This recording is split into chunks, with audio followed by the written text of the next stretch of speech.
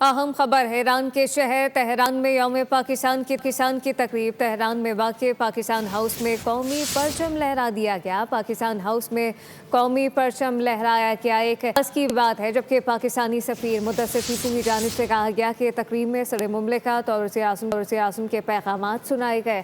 قومی پرچم لہرایا گیا ہے۔ پاکستان ہاؤس میں قومی پرچم لہرایا گیا۔ ایران کے شہر تہران میں یوم پاکستان کی یہ تقریب۔ تہران میں واقع پاکستان ہاؤس میں قومی پرچم لہرا دیا گیا۔